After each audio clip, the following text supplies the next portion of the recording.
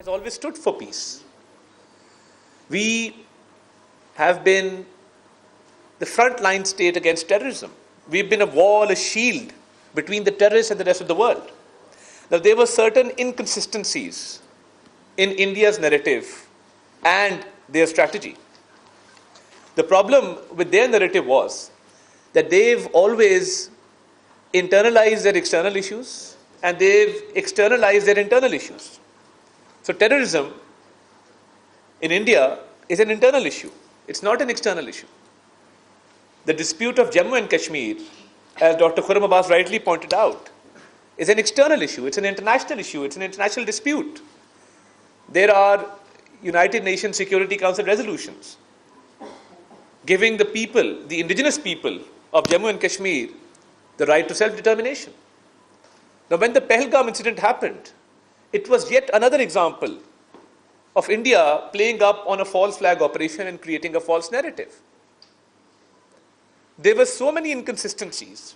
As soon as the Pahalgam incident happened, we were right on the job. And I must also mention here that the strength of the narrative lies in unity and unity of thought and action between state institutions. So all state institutions were aligned. We had a common purpose, an objective, and that was to put the truth out there in an effective manner. Right after the Pahalgam incident, an FIR was registered within 10 minutes of the incident happening. Now, without any inquiry, without anyone going to that spot, without any detailed investigation, you are registering an FIR and pointing fingers at Pakistan right after the incident. Now, when we talk about the allegation of cross-border terrorism, the Pakistani territory, the line of control, is more than 100 kilometers away from the Pahalgam site. Now, how is it possible that they could not detect any movement which they alleged was there? So, right from the beginning, our narrative during the May War gained strength because we expressed the truth at the right forum at the right time. Because when it comes down to narrative, it's all about saying the right thing at the right time at the right forum. There is no one size fits all. So there has to be a specific, a detailed campaign with regard to what your strategic narrative is. And we got a big boost in the narrative domain when Prime Minister of Pakistan, Mohammad Shehbaz Sharif Sahib, speaking at PMA Academy Kakul, offered an investigation, a fair, transparent, independent investigation into the Pahalgam incident. Now, ladies and gentlemen, a year has passed, and that offer which the Prime Minister made, there was no response. And there couldn't be any response because we knew that it was a false flag operation, and Pakistan proved that our hands are clean. And it was India which shied away from an investigation.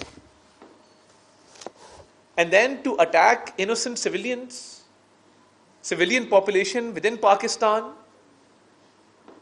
on the pretext of this false flag operation, it further damaged India's stance, especially at the global stage. I had taken a delegation of local and international journalists to one of the sites where India alleged that there were terrorist camps. We went to Bela Noor Shah in the Azad Jammu and Kashmir area. We took a big delegation of journalists to show them that India's allegations were false. And the next day we were supposed to go to Muridke and Bahawalpur, but these unfortunate attacks took place. So we were well within our right under the UN Charter to respond in a firm and decisive manner as we did. And in the narrative domain, we were addressing the international media because we had a lot to tell to the world. Because you see, when I say that Pakistan has been a frontline state against terrorism, or a shield or a wall between the terrorists and the rest of the world. When one Pakistani lays down his or her life, it is for the motherland, yes. But then laying down that life makes the world a safer place. No other country has to its credit 90,000 lives laid down. Hundreds of billions of dollars of economic losses suffered. So, how can a country which is countering terrorism be blamed for terrorism? And who is pinning this blame on Pakistan? A country which is responsible for the assassination of Sikhs across the globe? A country which is responsible for the assassination of Hardeep Singh Najjar in Canada? There are allegations of assassinations in US, UK, Canada, the world over. Transnational regression, transnational assassinations are taking place. So my question was, when I addressed the international media, that one country is combating terrorism and the other country is promoting terrorism, and I do not say this on mere conjecture. I have substantial evidence to back my arguments. Wasn't Kulbhushan Jadhav captured in Pakistan? Wasn't he involved in terrorist activities? So when an Indian spy is captured, red-handed within the territory of Pakistan, and he is detained, and it is proven at the international level that he was in fact involved in these activities, then which country is promoting terrorism? So our task with regard to the narrative domain was telling the truth to the world in an effective manner, and we did that at the right time, at the right forum. On the other hand, the Indian media and the Indian government made claims during this May war which were absolutely absurd. And I must also commend the role of the Pakistani media, the Pakistani academia, the Pakistani intelligentsia. Our media channels, our social media, our analysts, our anchor persons, our reporters made us look very good at the global stage, because at one hand you had the Indian media indulging in war hysteria, in war mongering, and we had this theatre of sorts going on in which they had destroyed the port of Lahore, which is a landlocked city, the port of Multan, which is also a landlocked city. So we saw these absurd claims being made, and we saw that Pakistani media was giving out information which was 100% authentic, which was verified, and which could not be contradicted at any level. And what was the reason? Because there was complete unanimity. There was a smooth flow of information, uninterrupted flow of information between the state institutions and the private sector media. And I was thinking that we grew up with a certain sense of patriotism. What about the Gen Z? How would they respond in this situation? But I tell you that our younger generation has made us so proud that when during this heat of war, they started their own meme war. Now the whole world was wondering that you have missiles and bombs flying around, and you have the Pakistani youngsters sitting on their keyboards and their smartphones making these memes. And the enemy was wondering that war is a serious business. What is Pakistan doing to us? And Alhamdulillah, we were at the top of our game. So when it came down to the narrative game, when it came down to the actual war, the conventional war, when it came down to diplomatic efforts, our foreign office, our foreign ministry, all state institutions, because we had a lot of truth to tell to the world, and we told it the right way. So I think we were, alhamdulillah, at the top of our game. On the other hand, the enemy, they kept making mistake after mistake. And the whole world saw that how their nefarious designs were exposed. And as I said, the civil military leadership being on one page and being united, and that was true for every level. So that unity really helped us tell the world what we meant. And I must pay tribute to Field Marshal Saeed Asim Munir and his bold and courageous leadership. And the way Pakistan responded, it lifted the spirit of the entire nation. And we, Pakistan as a responsible nation, responded with regard to military targets, with regard to military bases. As opposed to India, they had attacked our civilians. Our valiant Air Force, when those 8 planes went down, and a lot of them were Rafale planes, which are a source of pride for India,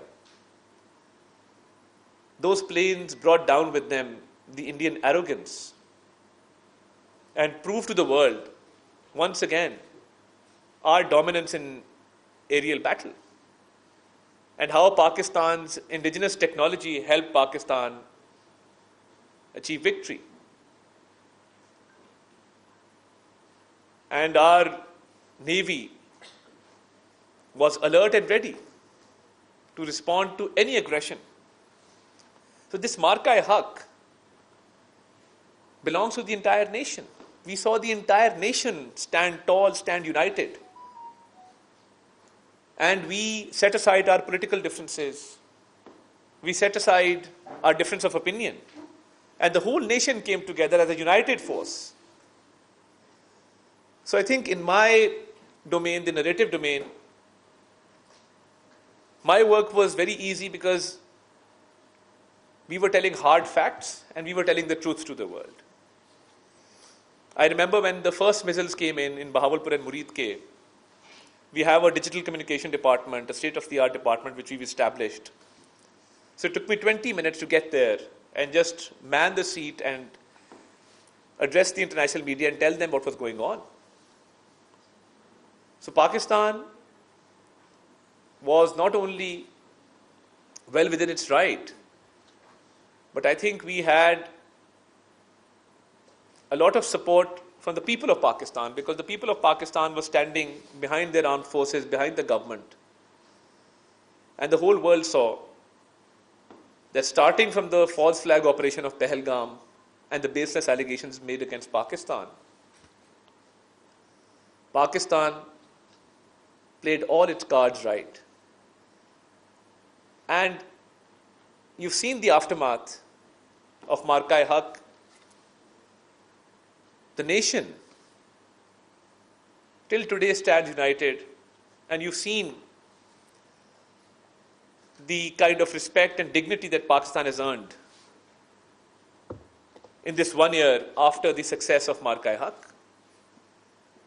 Pakistan's relevance, significance at the international level. Pakistan's name is taken with a lot of respect. People see it as a serious country which is resolving international disputes. Our leadership is widely respected. The world realizes Pakistan's potential, Pakistan's talent. And on the other hand, you had your eastern neighbor, which spent hundreds of billions of dollars through lobbying firms, through PR firms, to come up with its shining slogan.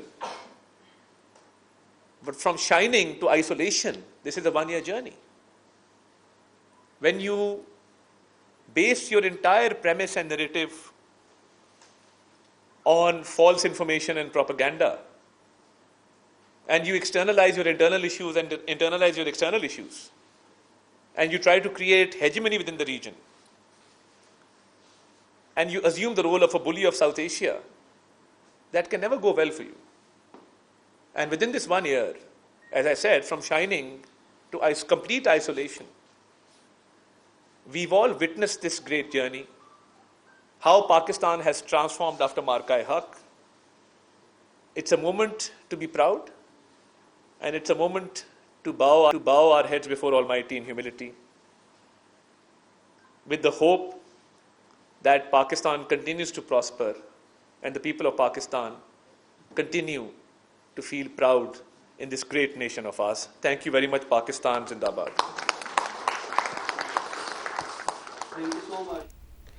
तो वफाकी वज़ीर इत्तलात अता Tarar seminar से खिताब कर रहे थे।